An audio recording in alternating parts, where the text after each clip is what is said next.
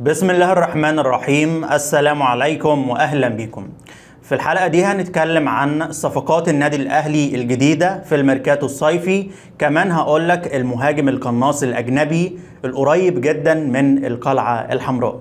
ولكن قبل ما نبدأ ما تنساش تعمل لايك ومتابعة ومشاركة عشان يوصلك كل فيديوهاتنا. بدون مقدمات كده، الصفقة الأولى للنادي الأهلي هو إمام عاشور.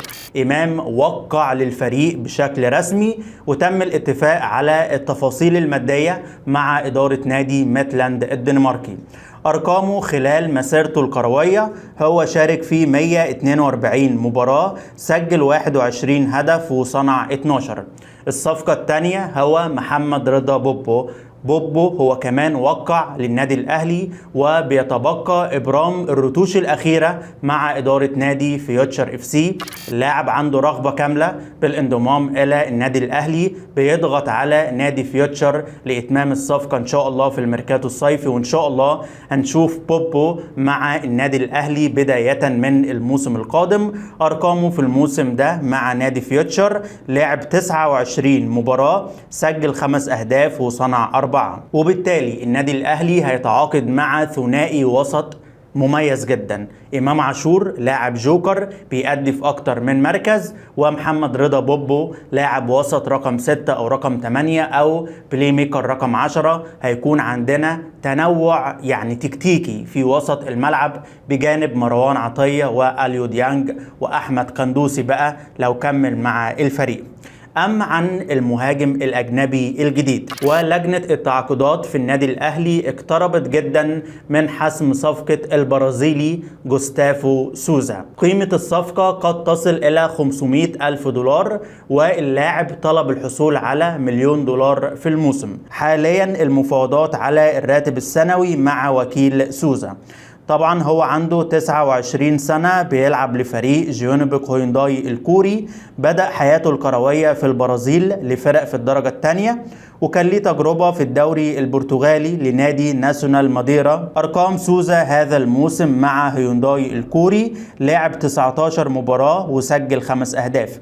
أما عن إحصائياته الكلية خلال مسيرته الكروية لعب 264 مباراة، سجل 85 هدف وصنع 21. طبعا أرقام اللاعب ضعيفة جدا في آخر موسم ليه في الدوري الكوري، يعني سجل 5 أهداف خلال 19 مباراة، والدوري الكوري مش قوي، المفروض يكون المعدل أحسن من كده. ولكن في نفس الوقت سوزا بيمتلك قدرات أساسية جيدة، عنده السرعة، المهارة، الفوت وورك بالنسبة له ممتاز جدا، يقدر يفيد المنظومة الهجومية الجماعية داخل ال 18 أو خارج منطقة الجزاء. بيجيد لعب الكرات الرأسية، طويل، طوله 188 سنتي بارتقاء عالي. كمان بيعرف يشوط على الجول بالقدمين، متخصص في تنفيذ الكرات الثابتة، هو محطة هجومية جيدة. سوزا تحركاته خطيرة في الشق الأمامي، وأهم شيء إن كولر موافق على إتمام الصفقة وطلب من الإدارة ضم سوزا في الميركاتو الصيفي. المدرب شايف ان اللاعب ده هو اللي هيحل المشاكل الهجومية للفريق، وحتى الآن سوزا هو المهاجم الأجنبي الأقرب للنادي الأهلي.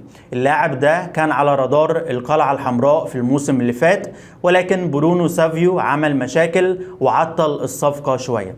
دلوقتي سوزا عنده رغبة كاملة بالانضمام إلى النادي الأهلي. كمان جيونبك هوينداي الكوري بيرحب جدا ببيع اللاعب، لأن عقده هينتهي في الموسم المقبل، يعني لو رحل الموسم القادم هيمشي بشكل مجاني. فريق هوينداي محتاج يستفيد من صفقة سوزا، وزي ما قلت لك كده الأهلي إن شاء الله هيحسم الصفقة مقابل 500 ألف دولار، فيما يعادل يعني 15 أو 16 مليون جنيه مصري. في سهولة شوية في إبرام المفاوضات، سهولة في حسم الصفقة، واللاعب هو كمان عنده رغبة كاملة بالانتقال إلى النادي الأهلي. قلت لك مميزات اللاعب، قلت لك عيوبه، أرقامه طبعا في الموسم الأخير يعني مش في أحسن مستوياته الفنية. يعني ممكن الصفقة دي تكون مغامرة وريسك من إدارة النادي الأهلي، ولكن الإدارة بتنفذ طلبات مارسيل كولر طلب منهم إبرام الصفقة. هو شاف كل السيفيهات، شاف كل اللاعبين المرشحين واختار سوزا، اختار سوزا من بين المرشحين. طيب تعال اقول لك الصفقات المؤكده للنادي الاهلي حتى الان. اول لاعب عندنا امام عاشور، الثاني جوستافو سوزا البرازيلي، الثالث هو محمد رضا بوبو، الرابع محمد شكري ظهير ايسر كليوباترا. ان شاء الله النادي الاهلي هيسترجعه بقى في الميركاتو الصيفي. اما عن العائدين من الاعاره، صلاح محسن، كريم ندفد، بالاضافه الى محمد مغربي. كمان النادي الاهلي بيتفاوض مع فريق التعاون السعودي من اجل التعاقد مع النجم الدولي مصطفى فتحي. كده 7 تدعيمات حتى الان، صفقات جديده بالاضافه الى عوده بعض المعارين. هتقولي امتى النادي الاهلي هيعلن عن الصفقات الجديده؟ ان شاء الله خلال يوم او 2 الاهلي هيعلن عن كل التدعيمات.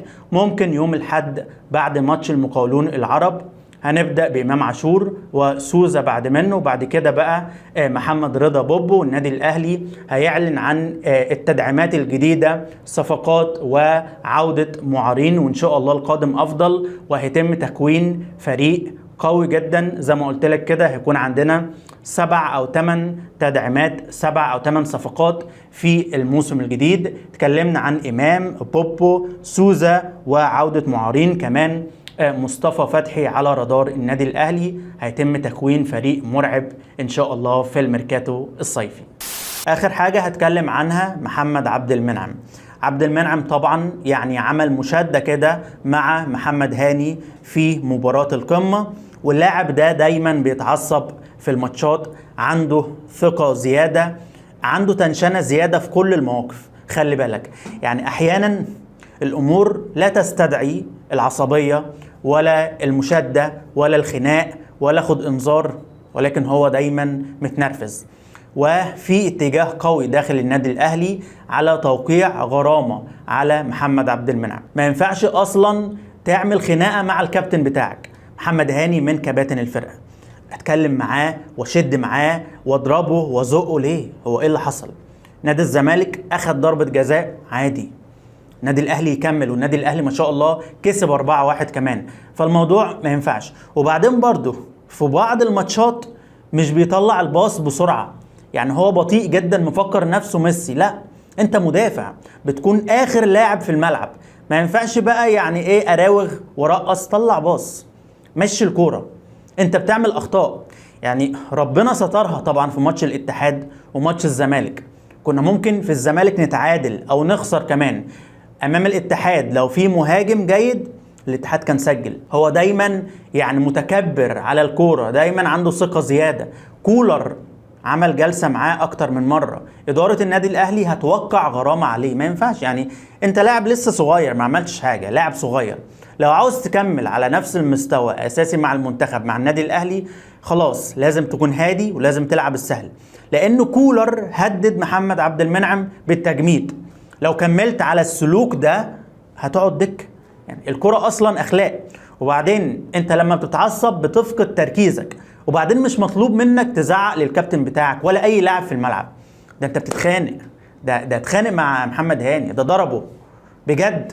الموضوع يعصب. يعني بتفرج اتعصبت ازاي انت تضرب او تتخانق مع هاني؟ ليه؟ هو عمل ايه؟ وبعدين يعني ما اللعيبه كلها هاديه وكله بيأدي، اشمعنى انت الشبح اللي فيهم؟ انا بحب عبد المنعم على المستوى الشخصي، لاعب جرينتا، عنده امكانيات وعنده القدرات. وبالمناسبه هو جاي له عروض اوروبيه كبيره جدا، جاي له عروض كتير. ولكن لو انت كملت على السلوك الكروي ده في الملعب مستواك هيقل، والمدرب ممكن يستبعدك، والمدرب ممكن يجمدك. خاصة ان الاهلي ان شاء الله هيضم صفقات دفاعية كمان في الميركاتو الصيفي القادم ده. محمد مغربي هيرجع، موجود ربيعة، موجود ياسر ابراهيم، محمود متولي هيرجع من الاصابة. فخاف على نفسك وخاف على مكانك في النادي الاهلي. بكده نكون وصلنا لنهاية حلقتنا. عاوزك تقول لي رأيك في التعليقات، رأيك في صفقة اللاعب سوزا لو تمت بشكل رسمي. هو حتى الآن المهاجم الأقرب، والنادي الأهلي فعلا محتاج مهاجم يا جماعة. لما اتفرج على ماتشات النادي الأهلي